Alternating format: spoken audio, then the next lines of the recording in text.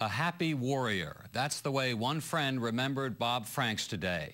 The former congressman and New Jersey State Republican chairman died of an aggressive cancer Friday night in New York at age 58. Senior political correspondent Michael Aaron takes a look back at a life devoted to politics and policy. He was one of the most well-liked people in New Jersey politics, perhaps because he loved the game so much. That was him in 1988 cheering Tom Kean at the Republican convention. I remember when a young kid, about 15 or 16, came and volunteered for my assembly campaign. He had enthusiasm, and he brought people with him. He was such a leader in his high school that when he volunteered, when I went door to door, I'd always have 6 or 7 kids with me, kids that Bobby Franks had brought from his high school. From the college Republicans to campaign operative to running for office himself, he knew all aspects of politics. We're not telling.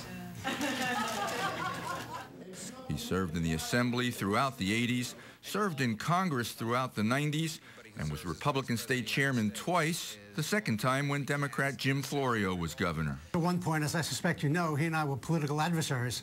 But since both of us retired, we've become very good friends and actually have collaborated on a whole lot of different areas. He was very important in the healthcare field, and over the last couple of years, I've become involved as a member of the board of directors of the Healthcare Quality Institute. I was the chairman of the partnership for the fight for chronic disease, and we collaborated in that area. And he is a very nice person. I suspect our relationship mellowed over the years. There is hardly a Republican operative in the state today who didn't train under him, and every Republican governor has listened to his advice. A genuinely likable person, somebody who, I mean, his love for his family was wonderful to see. He was always enthusiastic. He was an extraordinary mentor for so many people, and he was one of those, really the last of modern-day politicians who believed in winning on the issues. He never made it personal. He could be very partisan. He was a strong Republican, but it was never personal with him. It was about getting the job done for the people and the public, and he was a true public servant. You know, Bob Franks was sitting in my office 8 weeks ago. 8 weeks ago today. Talking the way Bob Franks always did about policy issues that he cared about old war stories that he thought had relevance to what we were trying to do now. And he had that infectious smile of his. After 8 years in Congress, Franks took a shot at the Senate in 2000, winning a primary, then running up against wealthy newcomer John Corzine. Here's 2 guys run against each other in a very tough race for the United States Senate. You know, Corzine spends $65 million. Bob spends 6, and the race is 3 points, literally. I mean, normally you would think you would come off a race like that, and there would be disharmony and certainly bad feelings and whatnot. These men are genuinely friends. Governor Corzine came to visit him in the hospital a week ago. A year later, when acting Governor Don DeFrancesco dropped out, party regulars drafted Franks to run for governor against conservative Brett Schundler. A moderate, Franks got a late start and fell short.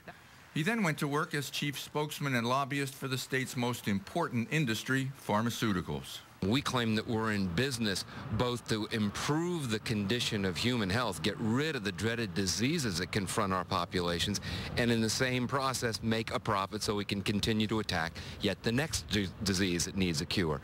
Franks leaves behind his wife Fran and 3 young daughters. What the governors most remember him for is the joy he brought to the struggle. The enthusiasm, the joy of life, the idea that politics was something to do right and be enjoyed, and he had fun with the game. And he liked people who were in politics. It didn't matter whether you're Republican or Democrat. He liked you if you did it right. You had to love Bob Franks. You had to respect him.